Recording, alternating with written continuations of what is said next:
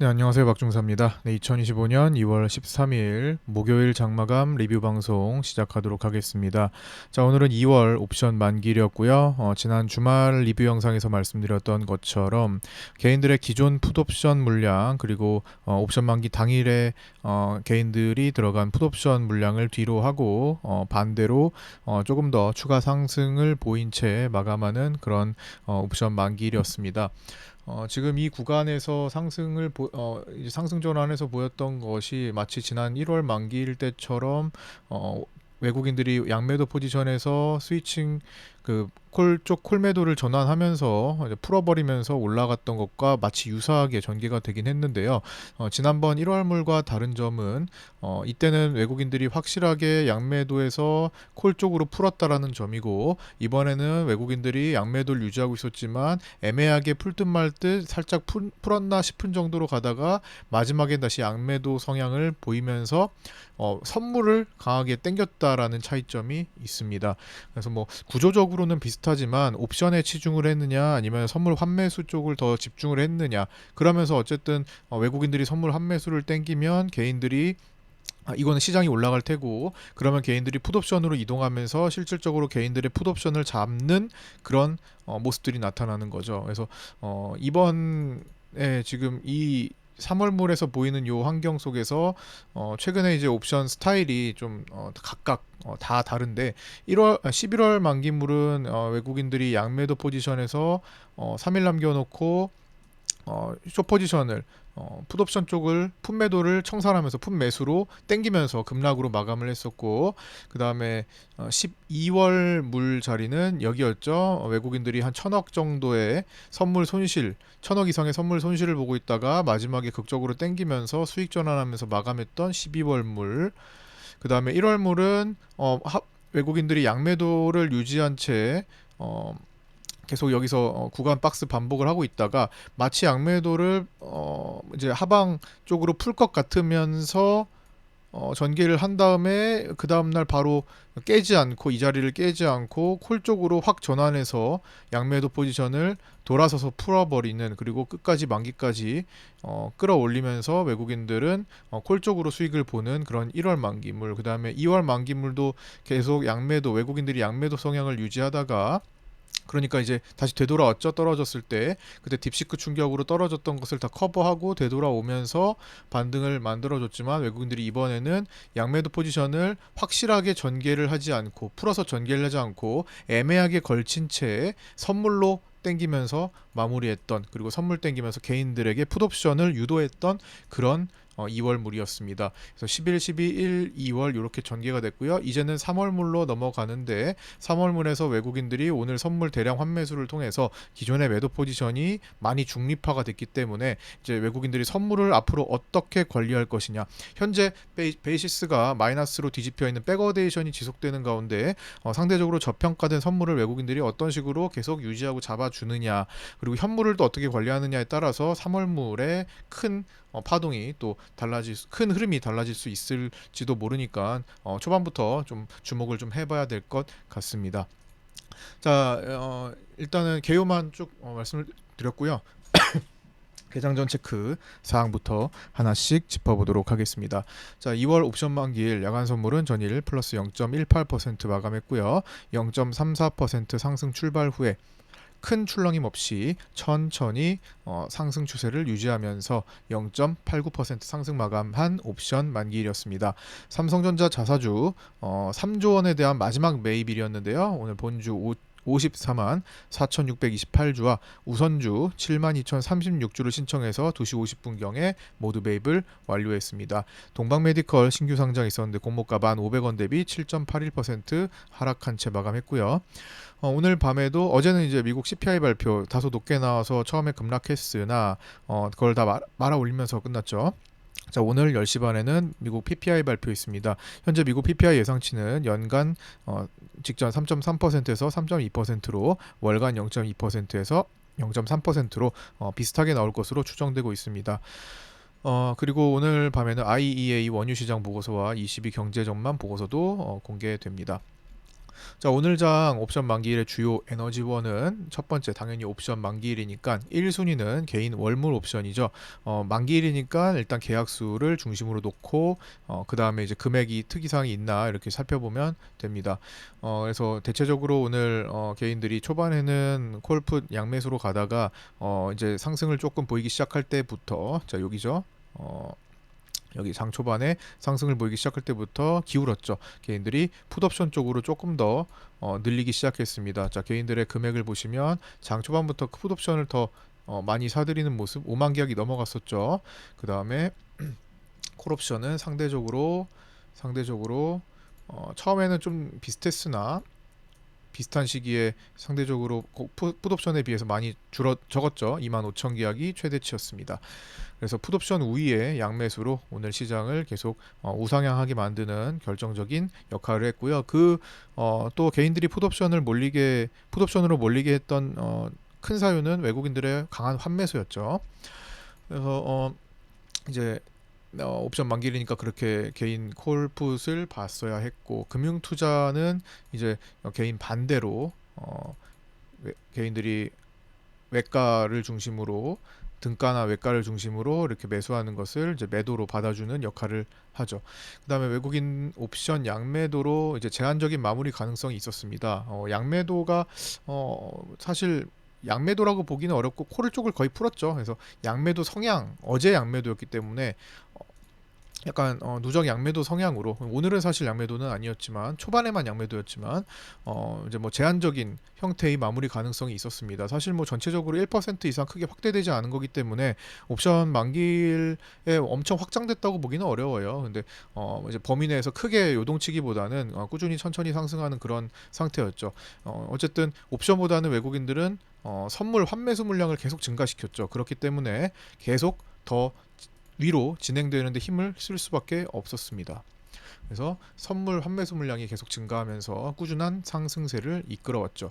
외국인 선물 환매수 증가는 외국인 선물 환매수 증가는 곧 개인들의 풋옵션 값이 외국인들이 환매수를 땡길 때마다 지수가 올라가니까 값이 싸진 풋옵션을 개인들이 사들이는 거죠. 자, 이렇게 연결이 되어 있는 거죠. 그래서 외국인 선물 매수, 개인 풋 매수, 그 다음에 초반부에 점심시간 때까지는 프로그램 비차익이 매도 우위였습니다. 그래서 요거는 이제 마지막에 결제 싸움 할 때 이제 이렇게 대량으로 매수가 된 거고요. 그때까지는 매도였기 때문에 이제 비차익은 조금 그걸 상쇄시키는 힘으로 작용이 되었고요.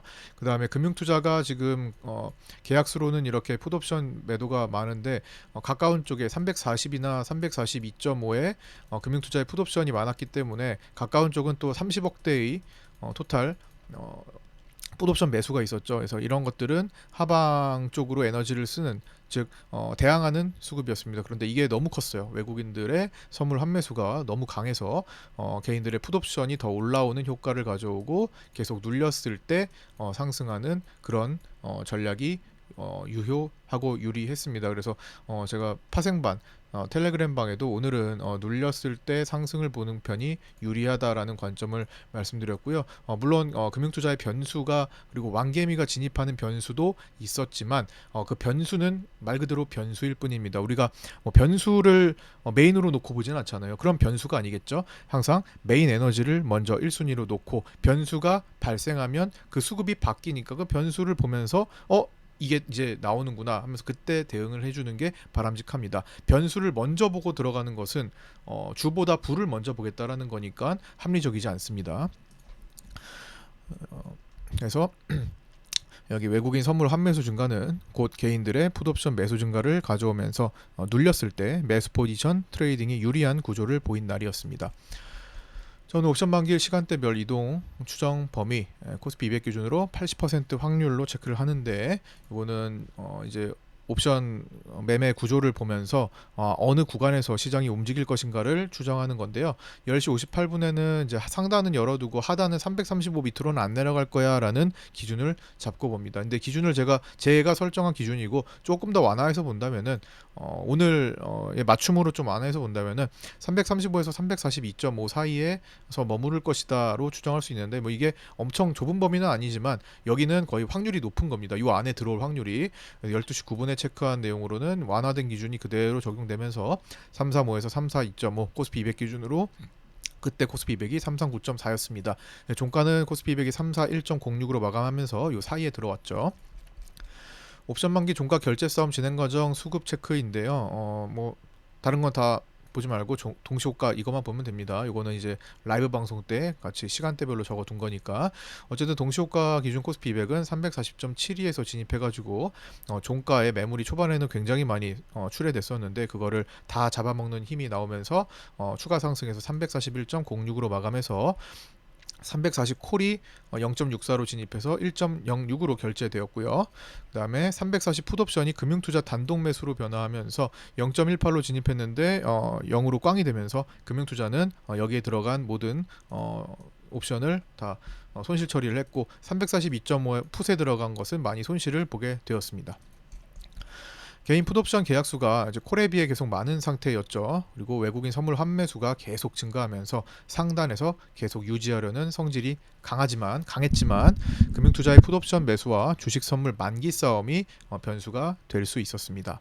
다만 금융투자의 풋옵션은 다시 선물의 기존 누적된 선물 매수 포지션으로 커버가 되었죠. 매수 포지션 기존의 금융투자는 외국인들이 바닥에서 매도 포지션을 늘릴 때 반대로 금융투자는 매수 포지션을 많이 늘려왔습니다. 그래서 여기까지 올라오는 동안에 큰 수익을 보게 됐죠. 그래서 어떤 뭐 옵션 손실이 커도 위클리 손실이 커도 지난번에 2월 6일에 금융투자가 이례적으로 위클리 옵션에서 57억의 추정 손실을 냈죠. 그래서 뭐 그런 상황이 있어도 사실 선물 수익이 크기 때문에 조금 많이 커버가 되고 상쇄가 됐던 것 같습니다. 약간 어떻게 보면 오늘의 풋옵션은 해지 성향이 강했던 거죠.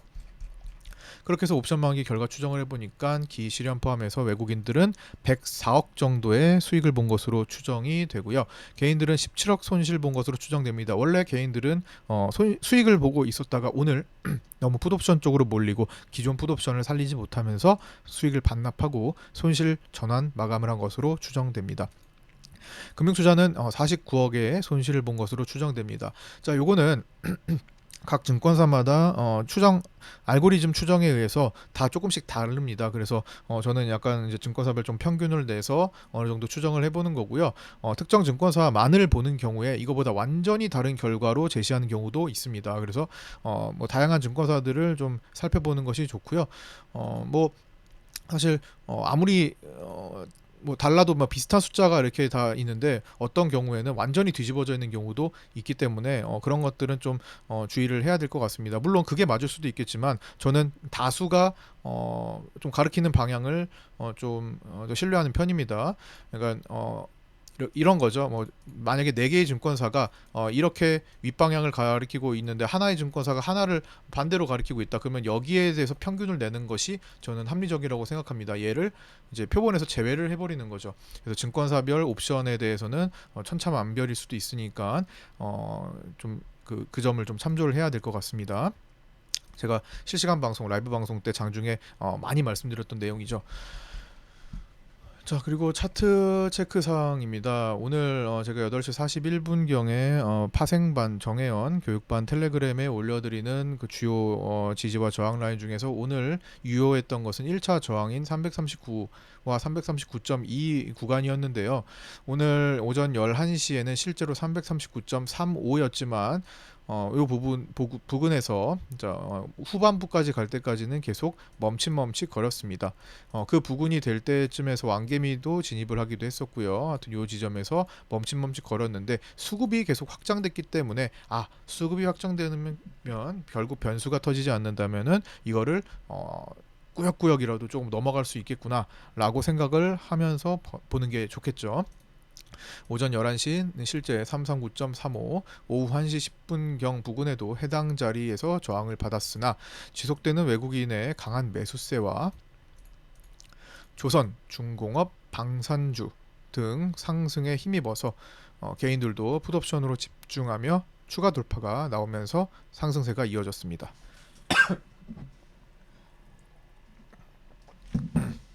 자, 일봉 체크 해볼게요.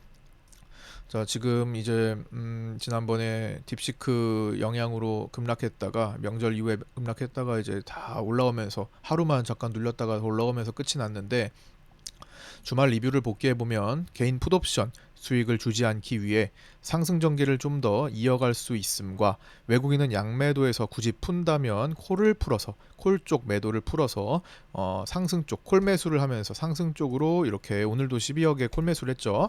상승 쪽으로 전개하는 것이 쉽다는 뷰가 현실화됐죠.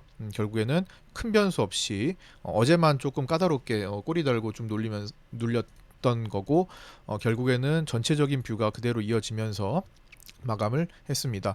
변수는 이제 파월 청문회 일정과 CPI 발표, PPI 발표 아직 안 했지만 PPI 발표, 그 다음에 트럼프 발언 등의 급락 변수 가능성은 있었으나 나스닥부터 충분히 그걸 소화하면서, 나스닥이 뭐 어제도 CPI도 이렇게 떨어졌다가 이렇게 말아 올리고 전체적으로 뭐 트럼프의 관세 무역 전쟁을 일으키는 그런 일으킬 수 있는 그런 발언들이 다 소화됐잖아요. 뭐 이미 알려져 있던 거기도 하고, 그러면서 전체적으로 시장에 큰 영향을 미치지 않았고 우리도 그냥 무난하게 포지션 싸움을 할 수 있게 진행이 되었습니다. 이제는 2월 만기가 끝났으니까 11월 11일 여기죠. 11월 물에서 외국인들의 자금 흐름 변화가 크게 일어났던 자리와 이제 여기 연결한 빗각 추세대 까지 열려 있고요. 이 공간 조금 열려 있죠. 해당 자리가 확실하게 돌파할 때, 자 여기는 이제 연결 선물로 보시면, 자 여기 480일 이동 평균선 자리를 이제 앞두고 있는 지점이 되기도 하고요. 자 요거를 이제 코스피로 놓고 보면은 상단에 이제 오늘은 이렇게 뚫은 것처럼, 코스피는 좀 뚫은 것처럼 보이나 한 여기 기존에 10월 달에 했었던 그 매물대가 이제 살아 있습니다. 그래서 그 부분까지 확실하게 넘어가야 되는 거고요. 다시 선물로 넘어와서 보면은 아직 선물 기준으로는 이게 저평가된 선물이라고 좀 느껴지는 부분이죠. 예, 선물보다 지금 현물이 더 완전히 돌파가 나온 것처럼 보이잖아요. 근데 아직 선물은 그 정도까지는 아니다. 그래서 상대적으로 저평가된 선물, 아까 상대적으로 고평가된 현물이 지금 두드러지는 백어데이션 시기다라는 것도 지금 나타나고 있는 겁니다. 그래서 이제 11월 11일 외국인들의 자금 흐름 변화가 일어났던 자리와 빗각 추세까지 열려 있는 상태가 되고요. 저는 이제 그 지점, 해당 자리가 확실하게 돌파하고 안착하는 것까지 확인을 해야 이제 상승으로 전개가 될 수 있겠다. 좀 더 이제 골디락스 장세가 올 수 있겠다라고 판단할 수 있을 것 같고요. 해당 자리가 확실하게 돌파 안착이 될 때까지는 아직은 완전한 상승으로 전개를 말하기에는 조금 이른 상태고 근거가 부족한 상태라고 생각합니다. 그래서 언제든지 돌발 변수가 발생하면서 꺾일 수 있는 지점에 직면해 있다고 생각합니다. 외국인도 이제 포지션이 매도 포지션에서 이제 중립화 시소 균형을 맞춘 정도로 움직인 거죠. 그래서 아직은 외국인들이 뭐 밑에서부터 대량 매수를 잡아서 매수 포지션으로 전환된 것도 아니고, 우리가 그거를 그렇게 될 거다라고 자신할 수도 없는 부분이잖아요. 그래서 확인해야 될 문제라고 생각합니다. 그때마다 이제 상황을 보면서 풀어가면 될 것 같고요.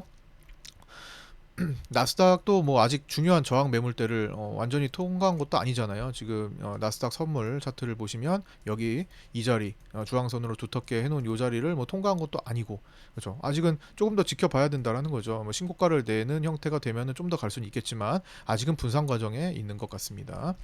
자, 총평 및 종가 체크 내용입니다. 첫 번째, 금융투자는 전일 CPI 발표 때 야간장에서 변동성이 크게 확대되자 가진 옵션 양매수 물량을 대거 정리하면서 옵션 매도 포지션으로 오늘 진입하면서 넘어온 것으로 추정됩니다.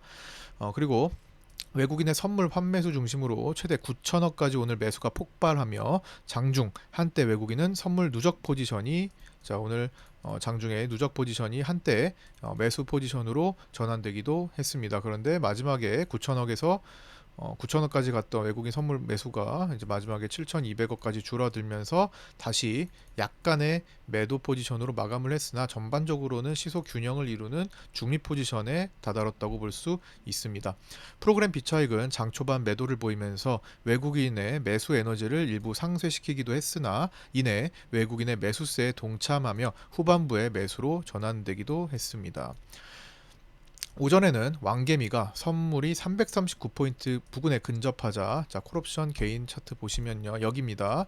자, 요 부근 여기 10시 좀 넘어서, 자 여기 10시 반 정도 됐을 때 개인 콜옵션이 이렇게 쭈삐쭈삐 올라와 있죠. 여기 두 차례 정도 한 번 들어왔다 나가고 두 번째 들어왔다 나가고, 그래서 왕개미가 선물이 339포인트를 향할 때 근접하자 339포인트 근접하자 335, 335 월물 콜옵션으로 고가를 노리는 미끼를 던져보기도 했으나, 자 왕개미는 100계약 이상씩 물량 덩어리로 진입하면서, 자 오늘 고가가 어딥니까? 오늘 고가가 여기쯤 되지 않을까요? 하면서 미끼를 던지면서 콜옵션을 베팅한다고 말씀드렸죠. 자 요 부분 자, 요 부분에서 들어왔어요. 요 부분에서 들어왔고, 요 부분은 제가 파생반에 언급드린 1차 저항대 부분입니다. 저항대 부분에서 역할을 했죠. 여기서 저항을 받고 떨어지는 역할을 했습니다. 그래서 왕개미가 여기서 들어와서 어느 정도 효력을 보고 나가긴 했어요. 뭐 금방 단탄 15분 20분 내에 그냥 나가 버렸지만 어쨌든 약간이라도 영향을 주긴 했습니다. 그러니까 제동을 걸었죠. 그런데 오늘 외국인 선물도 세고 중간에 이때 나스닥이 막 급반등하고 이런 모습이 나오니까 후퇴를 합니다. 그래서 외국인의 강한 매수세와 나스닥의 분봉 급등 등의 두 차례나 후퇴하는 모습도 나타나면서 오전에는 약간의 혼란을 주기도 했습니다. 슈퍼개미가 왕개미가 콜을 이렇게 들어오면 미끼를 던지면 그 외국인이나 금융투자, 특히 외국인들은 이 물량을 잡아먹기 위해서 떨어뜨리는 경향이 강하죠. 그러면서 그 왕개미는 미리 준비한 숏 포지션을 메인으로 삼고 거기서 수익을 취하고 콜옵션은 손실로 마감을 하면서 이득을 취하는 구조죠.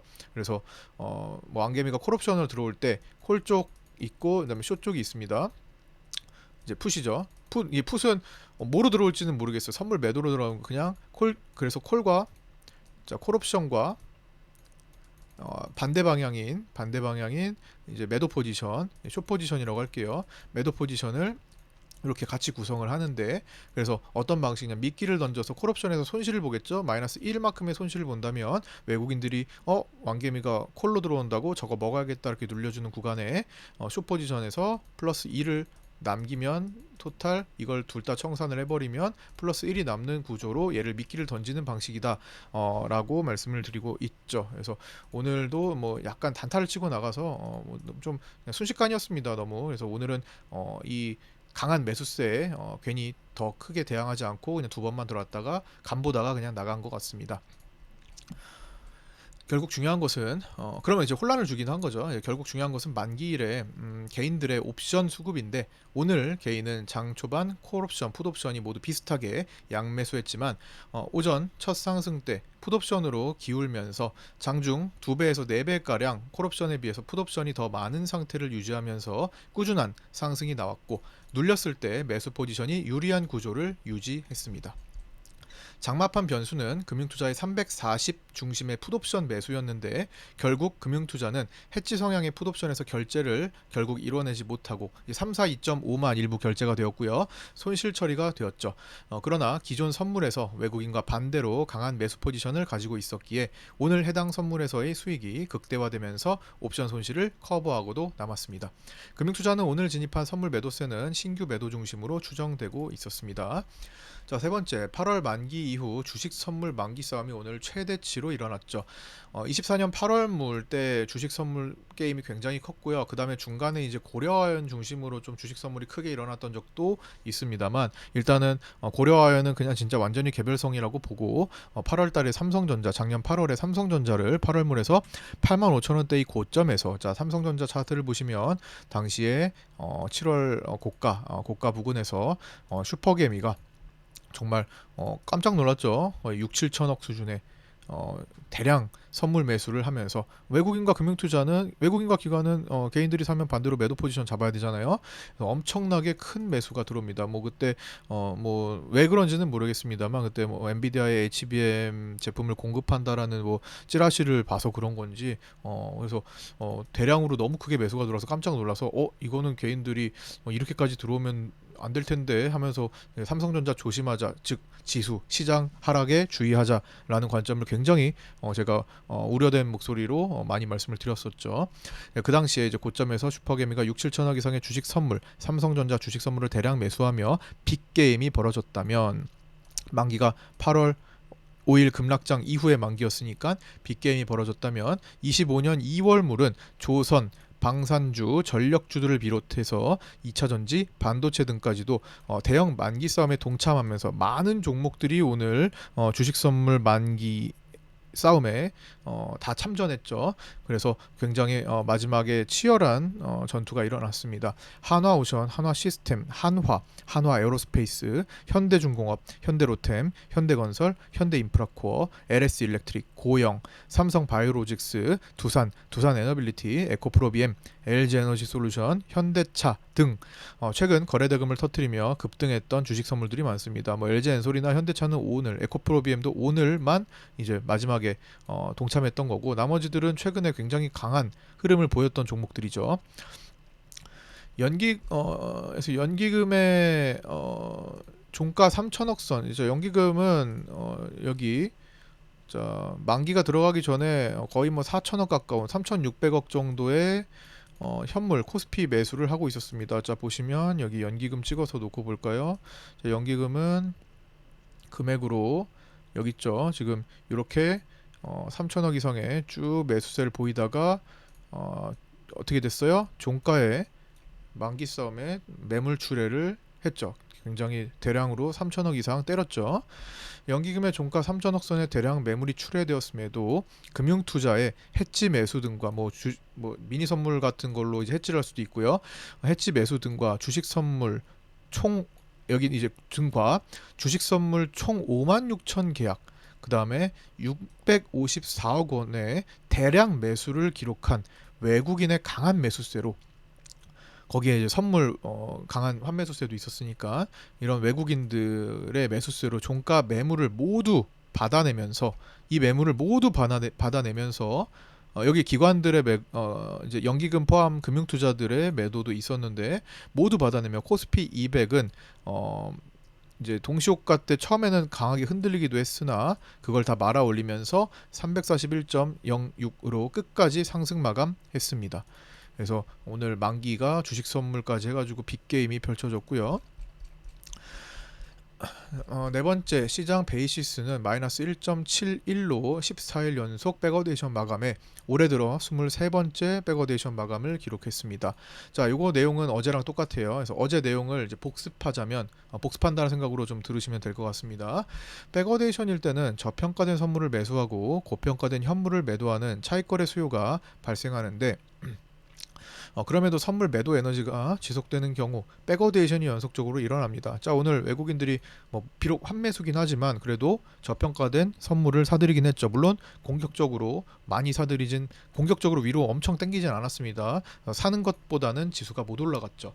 그러면서 이제 시장 베이시스가 회복되지는 않은 거죠. 선물이 낮은 상태로 그대로 있으니까. 그리고 무엇보다 고평가된 현물을 팔지 않았잖아요. 차익 어떻게 됐습니까? 오히려 매수 거래가 나왔습니다. 그래서 오늘은 백어데이션을 회복할 수 있는 정도의 거래는 아니었다라는 거죠. 그냥 2월 만기 앞두고 주식 선물 싸움이 크게 벌어진 거, 그 다음에 옵션 만기 싸움이 크게 벌어진 거다라고 볼 수 있습니다.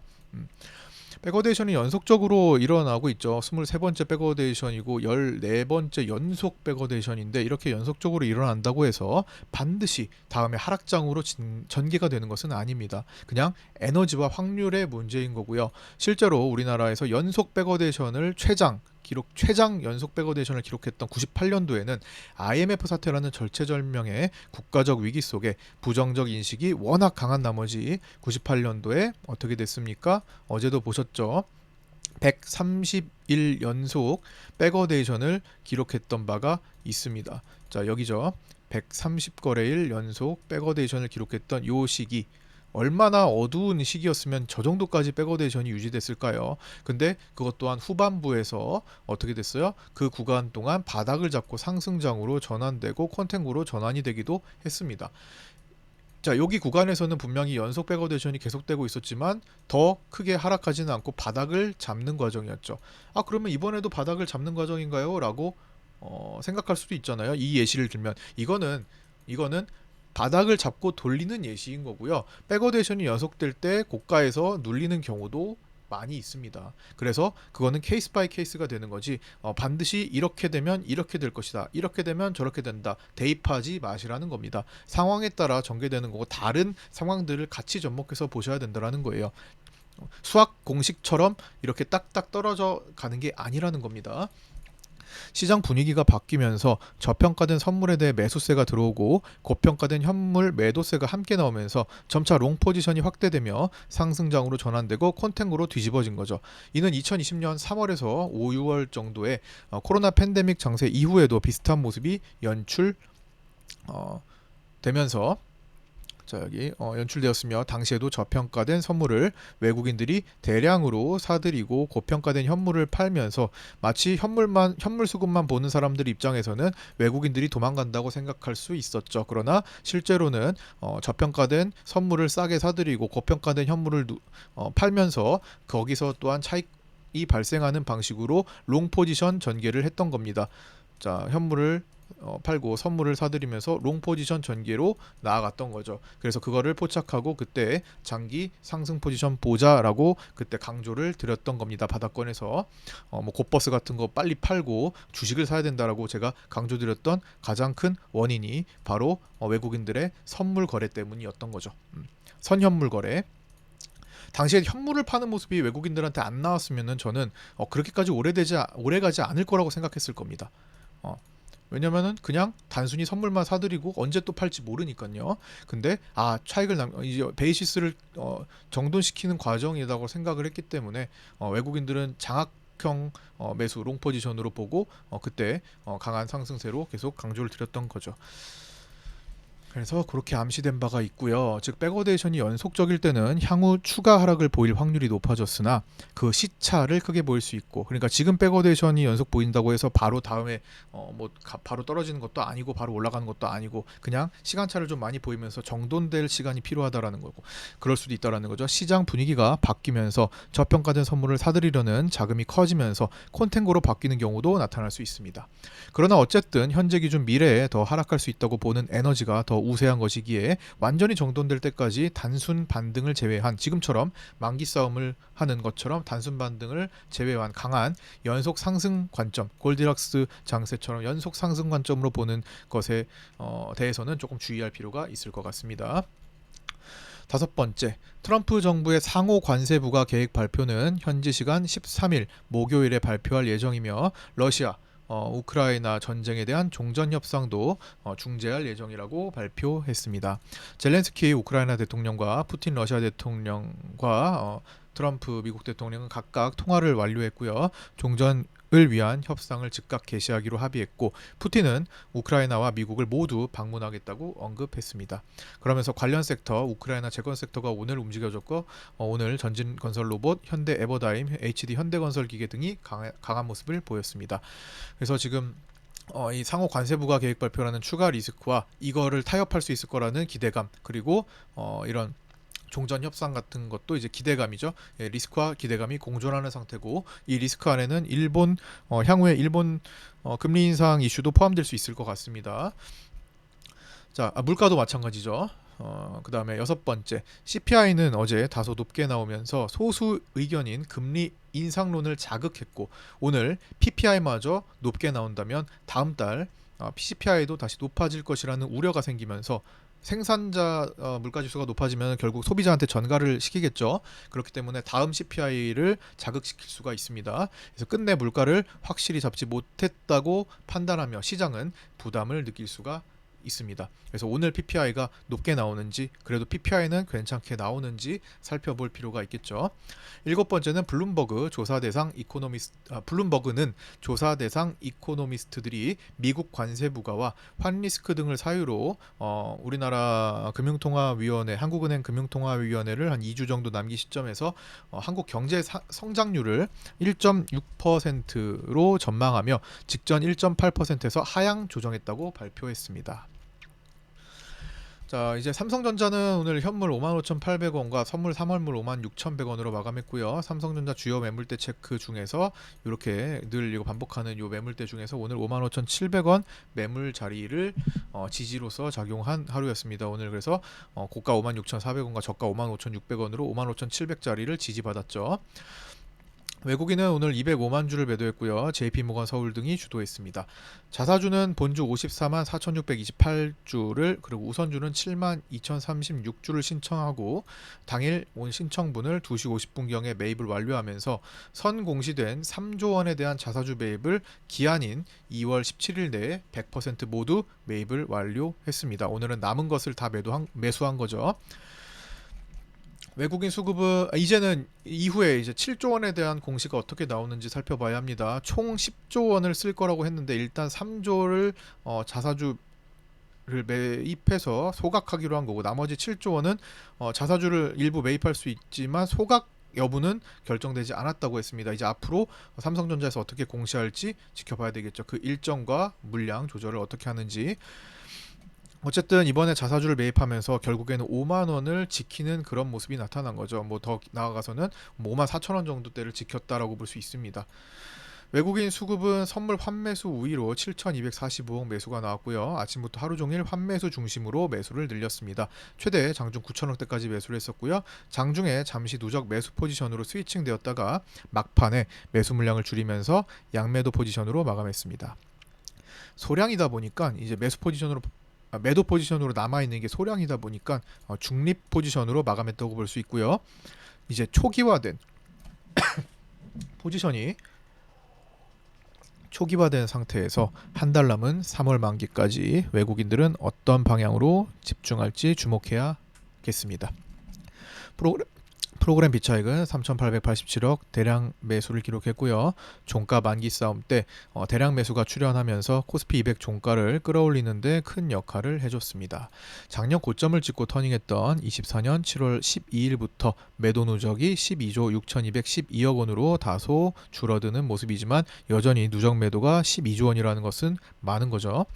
자, 환율은 달러 선물이 외국인 2,564억 대량 매도가 나왔는데요. 이제 만기를 이틀 앞두고 있습니다. 월요일이 만기예요. 만기를 앞두고 롤오버 및 단기 매매만 반복하는 상태입니다.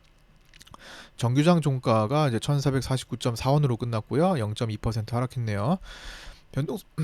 변동성 지수는 4.1% 하락한 18.03으로 마감했습니다. 자, 지금 보시면 그동안 계속 튕겨져 올랐던 자리에 이제 진짜로 근접하는 모습이죠.